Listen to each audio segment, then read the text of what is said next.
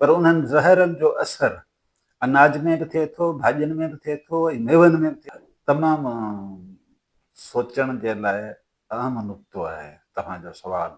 असां वटि तमामु घणो पेस्टिसाइड जो जेको यूटिलाइज़ थिए थो, भला इहो जेको यूटिलाइज़ कनि था पेस्टिसाइड खे, इहो इंसानी सिहत जे लाइ जेके भाॼियुनि ते थिए थो, केतिरे क़दुरु हानिकार आहे या फ़ाइदेमंद आहे? साईं मिठल, तव्हांजो पंहिंजे शागिर्दनि जे लाइ, सिंध जे आबादगारनि जे लाइ, नौजवाननि जे लाइ, सिंधी माण्हुनि जे लाइ, ॾिसंदड़नि जे लाइ पैगाम कहिड़ो हूंदो?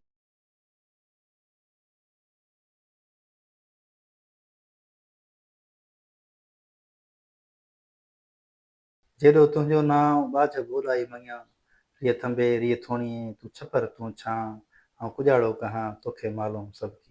अस्सलाम वालेकुम दोस्तों, बज़ महरान स्टूडियो में होस्ट साले बबर पंहिंजी पूरी टीम समेत तव्हांखे सलाम पेश करे थो। उमेद आहे त ख़ुशि हूंदा, आबाद हूंदा। दोस्तों, अॼु असां मौजूदु आहियूं सिंध जे ख़ूबसूरत शहर टंडोजाम में। टंडोजाम शहर हिकिड़ी पंहिंजी सुञाणप रखे थो, तारीख़ी तौर ते, इल्मी तौर ते, अदबी तौर ते तमामु वॾी सुञाणप पूरे पाकिस्तान जे अंदरि में पंहिंजी हिकिड़ी सुञाणप रखे थो। हीउ तमामु सिंध जो ख़ुशहाल सरसब्ज़ इलाइक़ो आहे ऐं उते जा माण्हू यकीनन मुहबती प्यारा ऐं इल्मु अदब सां सुरशार माण्हू आहिनि।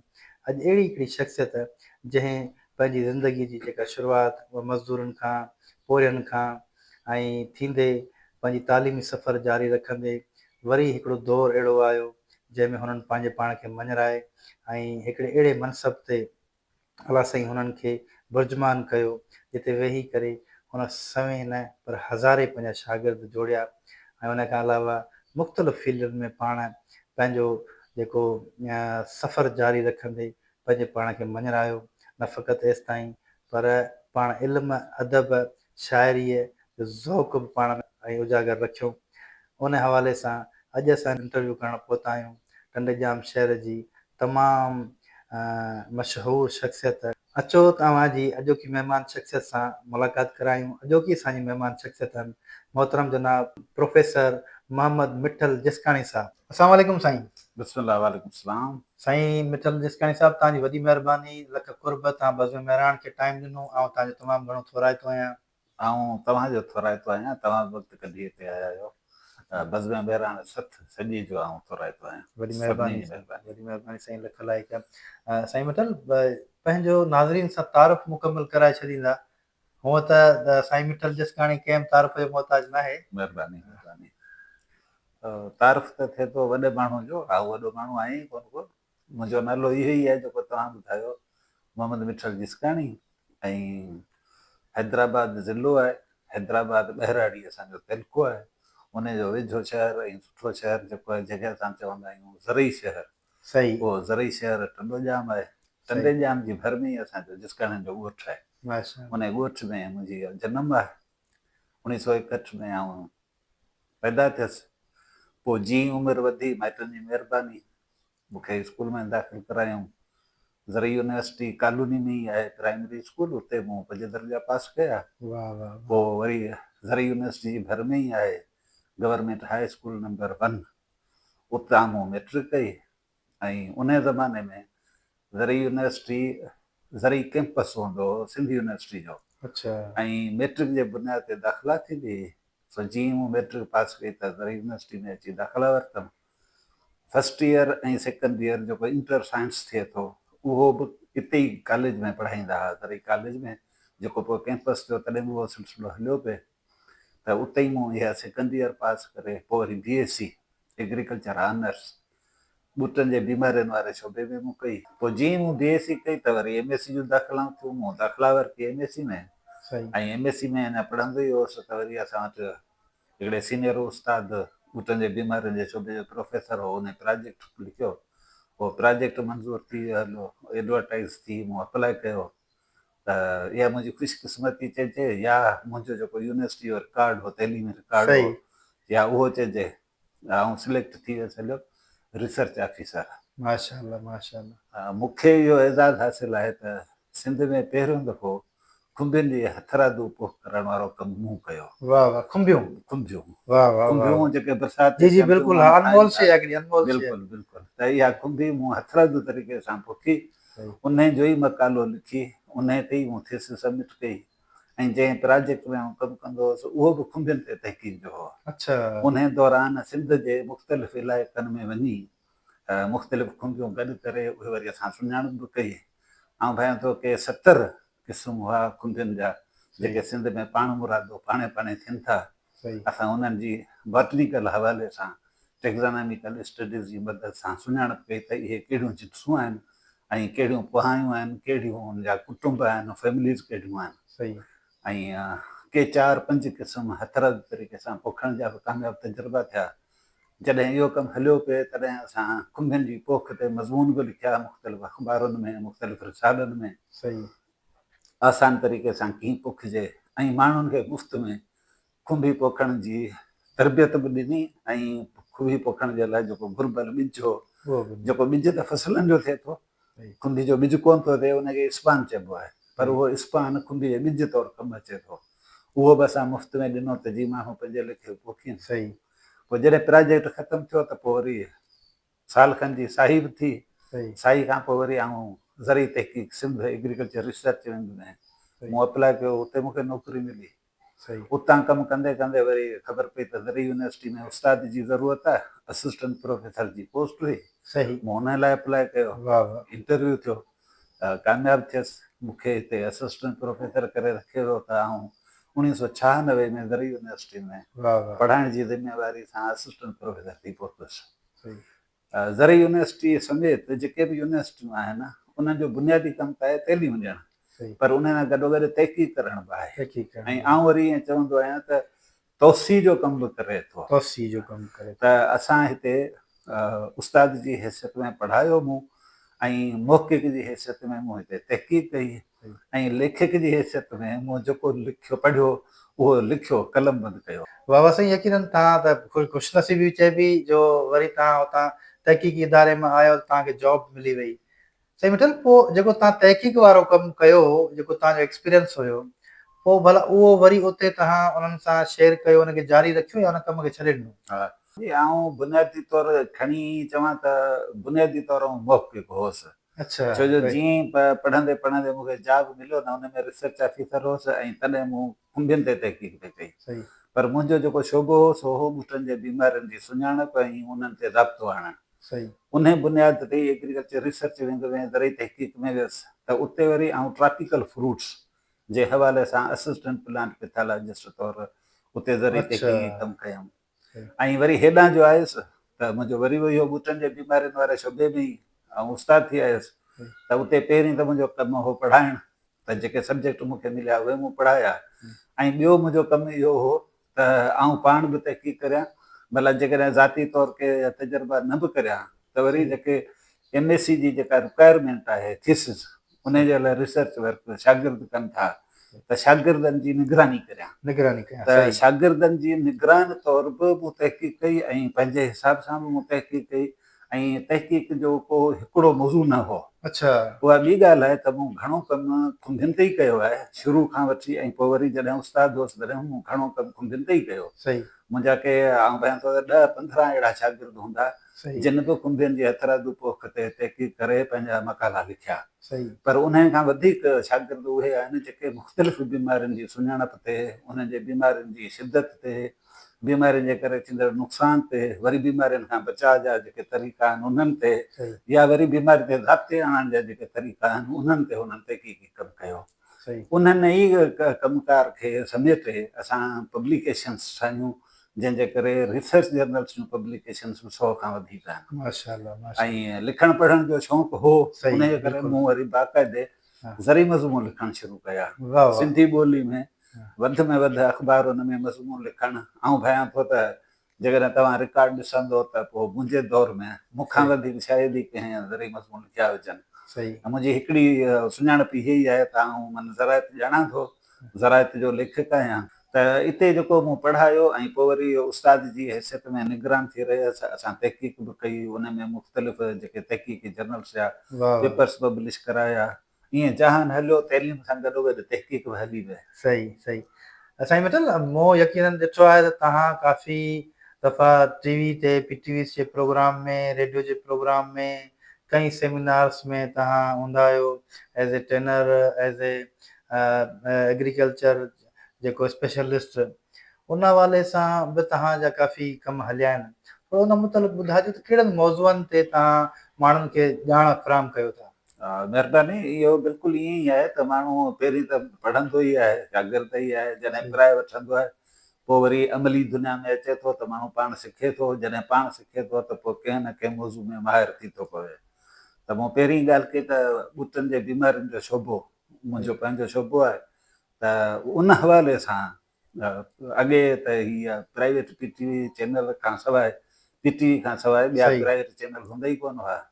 पीटीवी ते प्रोग्राम हलंदो हो हर हफ़्ते हिकिड़े दफ़ो आबादगार प्रोग्राम। उन में पोइ आउं ज़रई माहिर जी हैसियत सां ईंदो हुउसि ऐं उते घणा प्रोग्राम उहे कया जेके आबादगार सुवाल लिखी मोकिलींदा हुआ प्रोड्यूसर ॾांहुं। प्रोड्यूसर वरी मूंखां उहे सुवाल पुछंदो ऐं आउं जवाबु ॾींदो हुउसि। त रेडियो ते बि ईअं मज़मून बि लिखी वञिबा हुआ, तकरीरूं बि वञी कबियूं हुयूं, सुवालनि जा जवाब ॾिबा हुआ। त जेसीं ताईं रुॻो रेडियो ऐं टीवी हो तेसीं ताईं उन्हनि ते ऐं अख़बारुनि में लिखणु उहो त बि लाॻीतो हूंदो ई हूंदो हो। पोइ वरी जॾहिं प्राइवेट टीवी चैनल अची विया त उन्हनि में बि प्रोग्राम थिया। उन्हनि में बि किन चैनल्स ज़रई प्रोग्राम शुरू कया त उन्हनि ज़रई प्रोग्रामनि में बि न त करंट इशू में जेके इशू आया पे ज़राइत जे हवाले सां, पोइ ख़बरुनि जे हवाले सां जेके स्टोरीज़ ठाहिनि था उहे माण्हू पहुता त साईं फलाणो मसइलो आहे, तव्हांजी निगाह में कीअं। जीअं कंहिं दुनिया जॾहिं अञा वॾो चमड़ो हिते मुतारफ़ आम कोन थियो हो त उन जी निशानदेही बि पहिरें दफ़ो KTN न्यूज़ चैनल तां थी हुई ऐं उन स्टोरी में बि आउं ई हुउसि। छो जो इहा निशानदेही जेका थी पोइ वरी हुननि मूंसां राब्तो कयो त असां हुते वञी उहे ॾिठा बि, रिकॉर्ड बि कया, माण्हुनि ॾे ॾेखारियोसीं फुल साइज़ जो चमड़ो वॾो जंहिंखे फ्लाइंग फॉक्स चवनि। त इहो माना सिलसिलो पोइ ईअं थी वियो। उन में जेके ज़री तरबियाती प्रोग्राम थियनि त उते बि माहिर खपनि। त जॾहिं ॿूटनि जे बीमारियुनि जो ज़िक्र थींदो त मूंखे सॾु थींदो त आउं हुते वञी लेक्चर ॾींदो हुउसि। ईअं ट्रेनिंग्स हिते यूनिवर्सिटी में बि, यूनिवर्सिटी खां ॿाहिरि बि, सरकारी इदारनि में बि ऐं के NGOs बि अहिड़े क़िस्म जा जेकॾहिं प्रोग्राम कंदा हुआ सॾींदा हुआ त आउं वेंदो हुउसि, उते बि लेक्चर ॾींदो हुउसि। सही मिटल एग्रीकल्चर कंट्री आहियूं पाण, एग्रीकल्चर पंहिंजे मुल्क जी रीढ़ी जी हॾी तसवुरु कई वञे थी। असां वटि तमामु घणो पेस्टिसाइड जो जेको यूटिलाइज़ थिए थो, भला इहो जेको यूटिलाइज़ कनि था पेस्टिसाइड खे, इहो इंसानी सिहत जे लाइ जेके भाॼियुनि ते थिए थो केतिरे क़दुरु हानिकार आहे या फ़ाइदेमंद आहे? महिरबानी, तव्हां ॾाढो सुठो ऐं अहम सुवालु पुछियो आहे। इन सवाल जे जवाब में आउं शुरूआति ॻाल्हि कंदुसि साइंस जी। साइंस जेका आहे न रोज़ानो नई साइंस थींदी आहे, रोज़ानो नओं तजुर्बो थींदो आहे। त को ज़मानो जो ज़रई माहिरनि थोरे आबादगारनि महसूसु कयो त असांजे फसलनि खे मुख़्तलिफ़ जीत ऐं मुख़्तलिफ़ बीमारियूं नुक़सानु पहुचाइनि था। हाणे नुक़सानु पहुचाइनि था त उन्हनि ते ज़ाब्तो या उन्हनि जो ख़ात्मो आणण ते तहक़ीक़ कई वई। उन में पोइ ज़हर ॻोल्हिया विया, ज़हर ॻोल्हे उहे इस्तेमालु कया विया। हाणे जेसीं ताईं ज़हर जे नुक़सानकार असरनि वारो पहलू ॿुझो तेसीं ताईं उन ते ज़ोर ॾिनो वियो, नवां नवां ज़हर ईंदा विया। अॻिते हली ख़बर पई त न माण्हू बीमार थियण शुरू थिया। छो जो जिन फसलनि ते असांजो ज़हर इस्तेमालु पियो थिए उहो फसल ई या भाॼी तौरु पियो खाइजे या मेवे जी हैसियत तौरु पियो खाइजे या अनाज जी सूरत में मानी में पियो ज़हर अचे या चांवरनि में पियो ज़हर अचे। उनजो सिहत ते ख़राबु असरु जी। त पोइ सॼी दुनिया कॉन्शियस थी वई, होशियारु थी वई त हीउ छा पियो थिए। जॾहिं तहक़ीक़ करण खां ख़बर पई त इहे साॻिया ई ज़हर आहिनि जेके माण्हुनि खे बीमार पिया कनि, त हाणे सॼी दुनिया में, सॼी दुनिया समेत पाण वटि पाकिस्तान में थोरे सिंध में बि इहा कोशिशि आहे त जित ऐं बीमारी पंहिंजी जाइ ते, उन्हनि जो ज़ाब्तो पंहिंजी जाइ ते, पर घटि में घटि ज़रई ज़हर इस्तेमालु न करणु घुरिजनि। हाणे भाॼियुनि ते, मेवनि ते, अनाज वारनि फसलनि ते, तेली ॿिजनि ते बि न इस्तेमालु कजनि। छो तेली ॿिजनि मां ई त तेल निकिरे पियो जेको पाण खाइण जे लाइ इस्तेमालु था करियूं। इहो सूरजमुखी जो तेल किथां थो अचे? इहो सूरजमुखी जे ॿिज मां थो अचे। हाणे सूरजमुखी में जेकॾहिं ज़रई ज़हर हूंदो त उहो तेल में बि अची वेंदो। त इन हिसाब सां पोइ वरी इहे रोकण जा उपाउ रुॻो न पर वरी नेमुल बदल ॻोल्हण जे लाइ, नेमुल बदल जी ॻोल्हा जे हिसाब सां जेका जितनि जी साइंस वारा माण्हू आहिनि उहे कमु कनि पिया जितनि जे ख़िलाफ़, जेके असां वारे शोबे में आहिनि ॿूटनि जे बीमारियुनि ख़िलाफ़ कमु करण वारा उन कमु कनि था। त असां बि पंहिंजे हिसाब सां इन्हनि ते कमु कयो। बीमारियुनि खे ज़ाब्ते में रखण जे लाइ मुख़्तलिफ़ ॿूटनि जा अर्क ठाहे इस्तेमालु करणु या मुख़्तलिफ़ तेल इस्तेमालु करणु या काढ़ा करणी, उन्हनि ते असां ज़ाब्ते आणण जी कोशिशि कई आहे ऐं नतीजा मिलिया आहिनि। सही हाणे जेकॾहिं असां चऊं था ॿिज खे ज़हर में मिलाइण जे बजाए जेकॾहिं तव्हां अक जे खीर में या तव्हां अक जो निम जूं काढ़ो ठाहे नमूरियूं जेके हूंदियूं आहिनि निम जी निमूरी जेका ऑयल आहे निकिरे थो हुन मां बिल्कुलु हा उनजो तेल आहे बिल्कुलु उनखे या इन्हनि जा काढ़ा ठाहे बिल्कुलु उन्हनि में ॿोड़े पोइ पोखियो या जेकॾहिं बीमारी खां अॻु में उन्हनि जो फुहारो करे छॾियो सही त इहो जीत बि भॼनि था ऐं किन किन बीमारियुनि खां बचाव थिए थो। इहो सिलसिलो रवां आहे। सही अॼु इहा आहे साइंस, सुभाणे का वरी ॿी अची वेंदी त वरी ॿियो तरीक़ा बि थींदा। सही उन हिसाब सां जेके ज़हर आहिनि सही तरक़ी याफ़्ता मुल्कनि में हाणे इस्तेमालु कोन था थियनि। सही पाण वटि बि इहो इस्तेमालु घटिजणु खपे, न सही थियणु खपे। साईं मित्तल जसकाणी साहब असां मूं ॾिठो आहे रिसेंटली कुझु वेझनि सालनि में त असांजी ज़रई ज़मीन ख़तमु थींदी वञे पई, सोसाइटीज़ उते डेवलप थींदियूं वञनि ऐं जेका ज़रात असांजी जेका रीढ़ जी हॾी आहे उहा ख़तमु थींदी वञे। ज़रात में जेको मज़दूर जो जेको कंट्रीब्यूशन आहे, हिसो आहे, उहो ख़तमु थींदो वञे, जदीद मशीनरी अची थी वञे। इन जा मुस्तक़बिल में कहिड़ा नुक़सान ॾिसो? तमामु सोचण जे लाइ अहम नुक़्तो आहे तव्हांजो सुवालु। असल में ॻाल्हि ईअं आहे त माण्हुनि जो तइदादु वधे थो। जॾहिं माण्हुनि जो तइदादु वधे थो त माण्हुनि जे रहाइश जा मसइला थियनि था ऐं जॾहिं रहाइश जा मसइला थियनि था त पोइ इहे घरनि में जिते घर थियनि था त वरी उहे अस्पताल, वरी स्कूल, उहे बिल्डिंग्स त खपनि। त माण्हू इन्हनि ई हवालनि सां वधनि विझनि पिया त ज़ाहिर तव्हांजूं इमारतूं बि वधंदियूं। सोचण जी ॻाल्हि इहा आहे त कजे छा। हूअं मुख़्तलिफ़ मुल्कनि में त मनसूबेबंदी थिए थी त रहाइशी घर किथे हुजनि ऐं बाक़ी ज़रई आबादी वारो सिलसिलो किथे हुजणु खपे। पोइ उन हिसाब सां जीअं तव्हांजी सिंध यूनिवर्सिटी आहे या मेहराण यूनिवर्सिटी आहे, उहा ॾिसो त जाबुलू इलाइक़े में आहे। बिल्कुलु हाणे इहा बि तॾहिं जॾहिं ठही पे मंज़ूरी इन बुनियाद ते ॾिनी वई त भई इहो वॾो एरिया कवर थींदो, उहो ज़री ज़मीन वारो न हुजणु खपे। इहो शहर खे वेझो आहे, एतिरो परे बि कोन्हे को, एॾी हली था इहे बिल्डिंगूं ठाहियूं, कॉलोनियूं ठाहियूं, ऑफिसूं ठाहियूं, क्लास रूम ऐं लेबोरेटरीज़ ठाहियूं, उते थिए। हाणे इहो मनसूबो हो सुठो सही हो। बिल्कुलु हाणे शायदि अहिड़े क़िस्म जा मनसूबा हुकूमत खे ज़हन में हूंदा ऐं कीअं उन्हनि जो अमल थिए पियो ऐं माण्हुनि जूं घुर्जूं पंहिंजी जॻह ते आहिनि, इन में को शक कोन्हे त हाणे हर शहर वधियो आहे, वॾो थियो आहे अॻे जी भेट में। ऐं शहरनि जी भर में जेके बि ज़मीनूं हुयूं उहे हाणे जिते कणिक थींदी हुई, जिते वण थींदा हुआ या असां बाग़ ॾिठा, उन्हनि बाग़नि जी जॻह ते हाणे घर आहिनि, जवणनि जी जॻह ते हाणे घर आहिनि। त ज़री एराज़ी घटी आहे। हाणे जेकॾहिं ज़री एराज़ी घटी आहे त वरी जेके बयाबान पट पिया हुआ किथे किथे वरी उहे आबाद बि थिया आहिनि, पर उन्हनि जो रेशो एतिरो कोन्हे वधियो जेतिरो ही घर वधण जे करे ज़री एराज़ी घटिजण जो थियो आहे।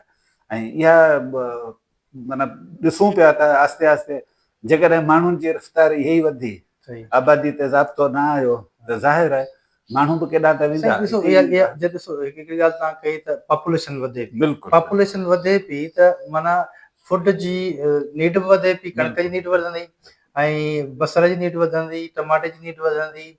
जेकॾहिं असां वटि एग्रीकल्चर ज़मीन न हूंदी पोइ असां जेको आहे इम्पोर्ट कंदासीं त उहा असांखे कॉस्टली पवंदी। त इहो पॉलिसी त हुजणु घुरिजे त जेको ज़रई ज़मीन आहे उनखे अलॻि सोसाइटीज़ खां रखियो वञे ऐं उनजो वर्कर, एग्रीकल्चर वर्कर जेको आहे उहो बि उनजो इस्तेसाल न थिए।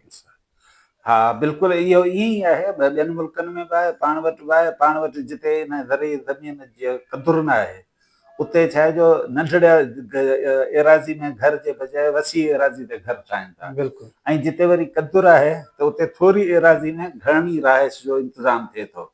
जीअं हैदराबाद या कराची तव्हां ॾिसो न, फ्लैट सिस्टम आहे। हिकिड़े महदूद एरिया में 50-60 घर थी था वञनि ऐं पाण वटि वरी 50-60 घर जी जॻह ते हिकिड़ो वॾो वॾो बंगलो ठाहे था छॾनि। त ऐं ॿाहिरिनि मुल्कनि में बि इहे मसाइला आहिनि, पाण वटि बि मसाइला आहिनि, ॿी दुनिया में बि इहे शयूं फ़िक्र में आहिनि।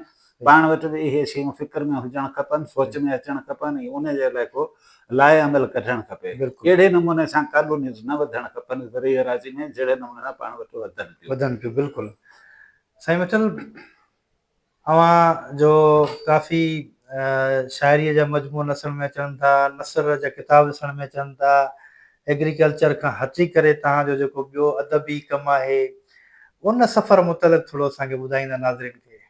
महिरबानी।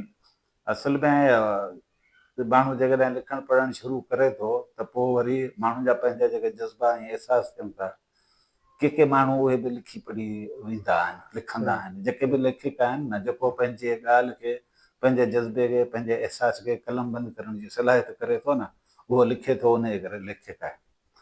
असांखे पढ़ाइण जो जेको तौरु तरीक़ो हो, थी सघे थो अञा बि उस्ताद अहिड़ा महिनती हुजनि जहिड़ा असांजे दौर में हुआ। असांखे त माना घर जे कम में चवंदा हुआ त हेतिरो सबक़ु लिखी अचिजो। अच्छा, स्लेटूं बि भरे वेंदा हुआसीं त जेके तख़्तियूं आहिनि काठ जूं, उहे बि हथ कर लिखी वेंदा हुआसीं त जीअं असांजी लिखाई सुहिणी थिए। उहा रुॻो लिखाई सुहिणी कान थींदी हुई, मज़मून बि लिखाईंदा। कॾहिं चवंदा ॻऊं ते मज़मून लिखो, कॾहिं चवंदा घोड़े ते मज़मून लिखो, कॾहिं चवंदा टपाली ते मज़मून, मोकल जी दरख़्वास्त लिखिजो, मोकल जी दरख़्वास्त लिखो। इहे लिखण जा जॾहिं असांखे तरीक़ा सेखारिया विया, चांडोकी ते मज़मून लिखी अचो, हिकिड़ो त सबक़ु बि हूंदो हो न, गंज टकर जो शेर। जी जी जी। पोइ वरी चवंदा इहो सबक़ु पढ़ी तव्हां बि हिकिड़ो मज़मून लिखो, चांडोकी में दरिया जो शेर, अहिड़े क़िस्म जा। त इहे शयूं जॾहिं लिखियूंसीं, अॻिते आयासीं त मूंखे यादगिरी आहे त 9 दर्जे में असां पढ़ंदा हुआसीं। असांजो हेड मास्टर हूंदो साईं हैदर अली लगारी। साईं हैदर अली लगारी। त उन ॾींहुं साईं जेको लेक्चर ॾिनो हो, कुझु अहिड़े क़िस्म जो ॾिनो हो जो 9 क्लास में जेकॾहिं मिसाल तौरु 5 सालनि जी उमिरि में मां वेठो हुजां त 9 में माना 14 सालनि जो बहिराड़ी होसि, थी सघे थो अञा वॾो हुजां।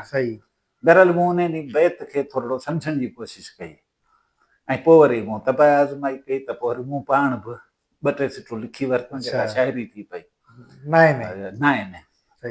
उन खां पोइ इहे किताब पढ़णु, ऐं पोइ उन्हनि में ॾिसण त गज़ल कीअं थो लिखिजे, वाई कीअं थी लिखिजे, गीत कीअं थो लिखिजे, इन्हनि शयुनि खे बि सम्झण जी कोशिशि कईसीं। जज़्बा आहिनि जेके अंदर में लिखियल जेको शाइर हो उनखे तव्हां सपोर्ट कई, बिल्कुलु, ऐं उहो निकिरी निर्वार थियो। हाणे जॾहिं शाइरी जी ॻाल्हि खुली आहे साईं मिठल, त असीं चाहींदासीं त तव्हां पंहिंजो को नज़म, को गीत, को गज़ल असांजे नाज़रीन सां शेयर कयो। ऐं तव्हांखे पढ़ी कुझु जी जी, बिस्मिल्लाह, इरशाद इरशाद। पहिरियों इसम आहे भाई, मुंहिंजो अंदरि खोलींदे, फेरा ॾेई खोलींदे, गच ॻाल्हियूं साॻियूं मिलंदई। वाह वाह वाह वाह, गच ॻाल्हियूं साॻियूं मिलंदई। वाह वाह। मुंहिंजो अंदरि खोलींदे, फेरा ॾेई खोलींदे, गच ॻाल्हियूं साॻियूं मिलंदई। हिकु हिकु करे तूं जॾहिं, हिकु हिकु करे तूं जॾहिं ॿोलियूं ॿोलींदे, गच ॻाल्हियूं साॻियूं मिलंदई। कहिड़ियूं हथी क्यों कंदे, कहिड़ियूं हथियूं कंदे, कहिड़ियूं हथी क्यों कंदे, कहिड़ियूं रोलींदे, गच ॻाल्हियूं साॻियूं मिलंदई। वाह साईं वाह वाह।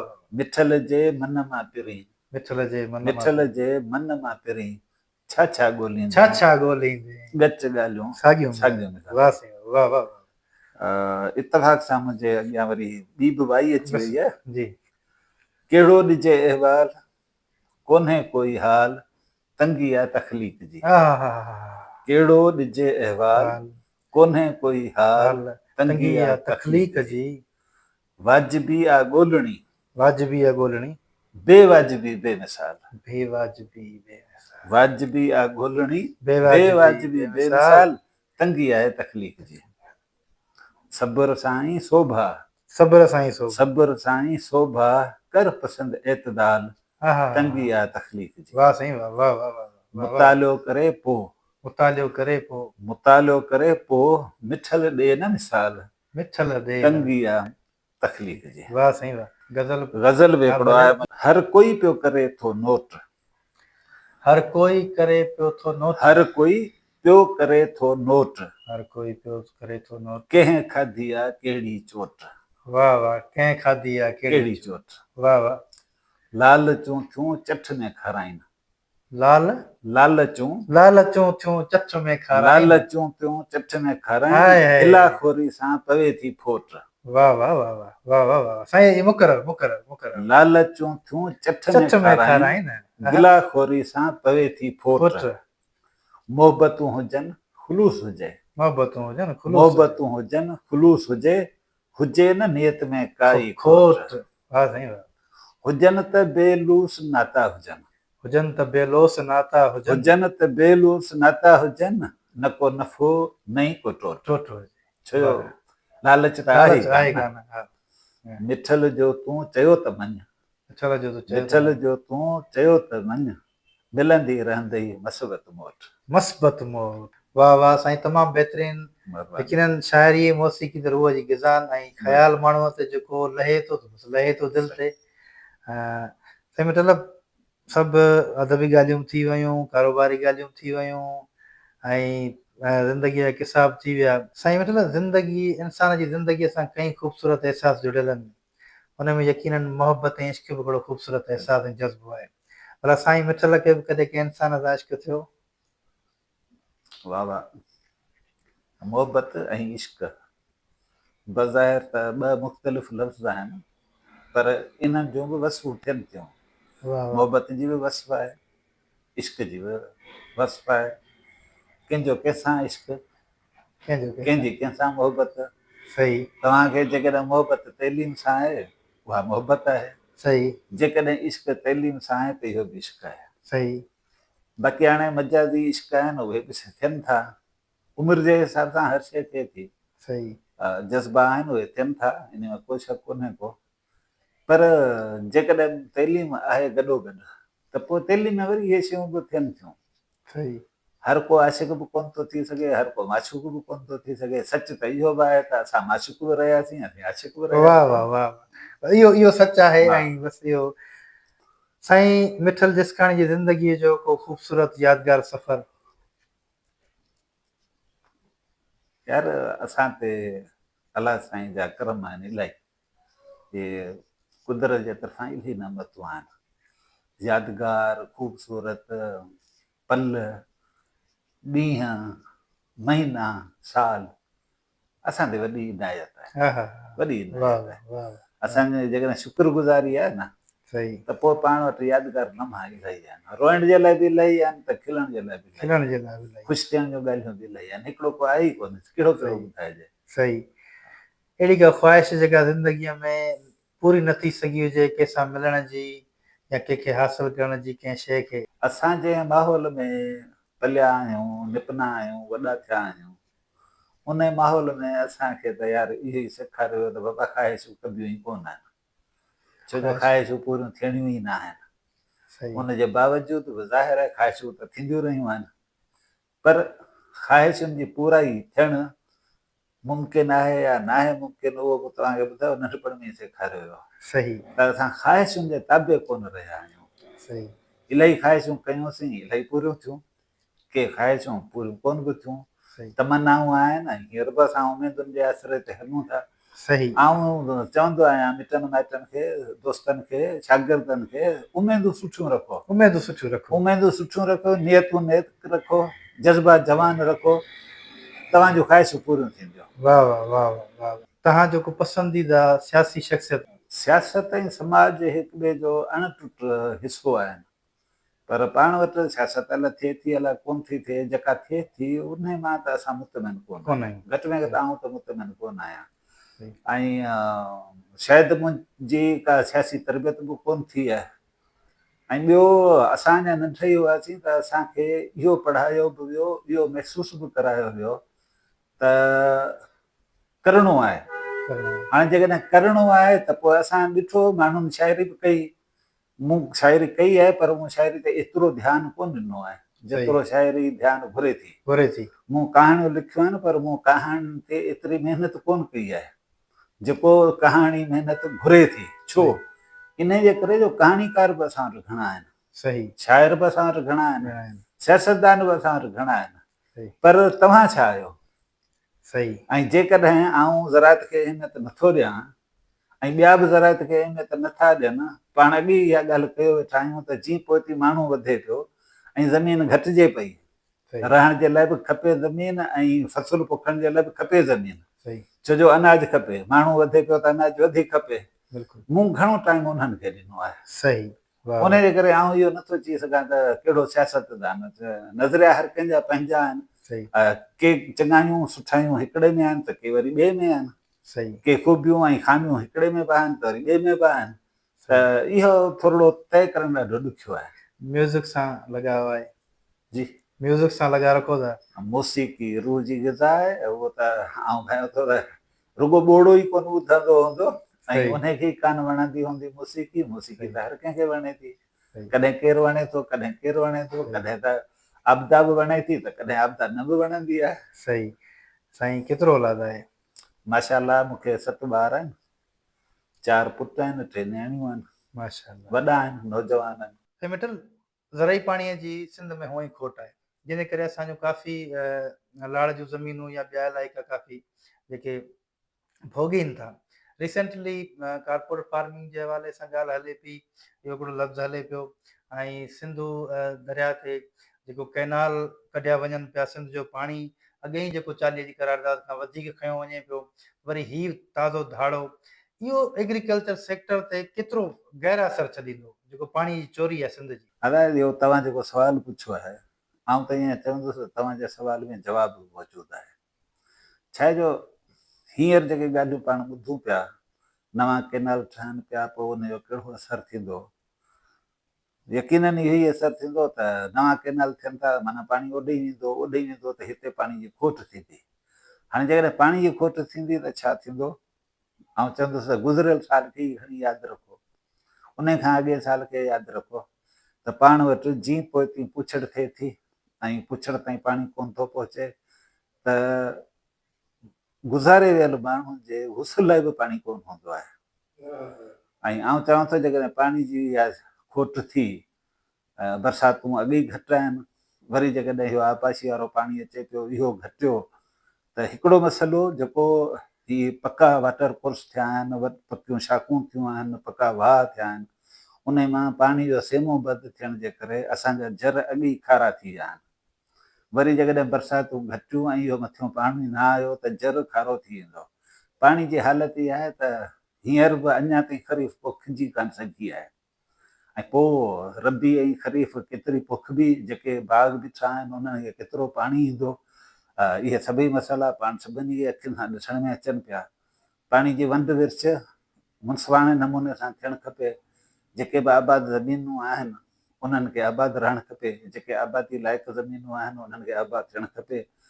जेकॾहिं फ़सुल न थिया, बाग न थिया, पीअण जे लाइ पाणी न मिलियो, जियापो ॾाढो ॾुखियो थी पवंदो आहे। साईं मिठल, तव्हांजो पंहिंजे शागिर्दनि जे लाइ, सिंध जे आबादगारनि जे लाइ, नौजवाननि जे लाइ, सिंधी माण्हुनि जे लाइ, ॾिसंदड़नि जे लाइ पैगाम कहिड़ो हूंदो? महिरबानी मोहम्मद साले बबर साहब, आउं बज़्म महिराण सथ जो थोराइतो आहियां ऐं उन सथ जा सरवाण तव्हां ई आहियो, तव्हांजा बि ख़ासि कुर्ब, महिरबानी, लख लख कुर्ब थोरा। साईं, लख ॾाढो महिरबानी। सुठो पंहिंजो गुफ़्तगू जो सिलसिलो रहियो।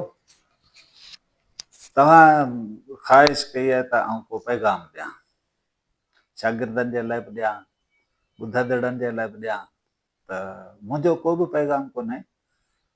हिकिड़ो जेको पैगाम जिते किथे आउं ॾींदो आहियां उहो इहो चवंदो आहियां त महिरबानी करे कूड़ न ॻाल्हायो। इहो हिकिड़ो ई कमु जेकॾहिं तव्हां कयो न त पाण खे जेके बि मनफ़ी शयूं ॾिसण में अचनि पियूं न उहे ख़तमु थी वेंदियूं। समाज में जेके बि मनफ़ी लाड़ा आहिनि उन्हनि जो बुनियादु कूड़ आहे। ऐं ॿियो, पंहिंजा जज़्बा जवान रखो, हिमथूं ऐं हौसला रखो। जेकॾहिं तव्हांखे हिमत आहे, हौसलो आहे ऐं सुठियूं उमेदूं रखो था, कूड़ नथा ॻाल्हायो त पोइ कामयाबी तव्हांजो क़दम चुमींदी।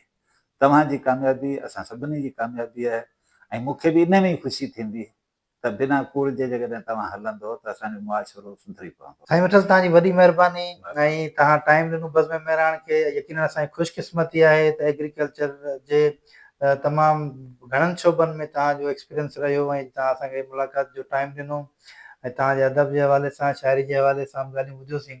असांजे लाइ तव्हांजो जेको इंटरव्यू हो तमामु फ्रूटफुल रहियो ऐं कारमंद रहियो ऐं इंशा अल्लाह ताला इहो असां दुआ घुरंदा अलासीं तव्हांखे सिहत ॾे ऐं तव्हां पंहिंजे मक़सद में जुड़िया रहो, कमु कंदा रहो ऐं हीउ जेको कारवां खणी तव्हां निकिता आहियो, तहक़ीक़ कयो, ख़ासि तौर ते एग्रीकल्चर सेक्टर में जेके फ़सलनि ते तहक़ीक़ जो कमु तमामु ॾुखियो कमु आहे, इन में तव्हांखे अलासीं कामयाबु करे। नाज़रीन, अॼु असांजी जेका टंडेजाम में ज़रई यूनिवर्सिटी एग्रीकल्चर जे प्रोफेसर मोहतरम जनाब मोहम्मद मिठल जिसकाणी साहिब सां मुलाक़ात हुई, उहा पुॼाणी ते पहुचे थी। वरी ॿिए प्रोग्राम में ॿी शख़्सियत सां मुलाक़ात ताईं असांखे ॾींदा इजाज़त। तेसिताईं अलाह।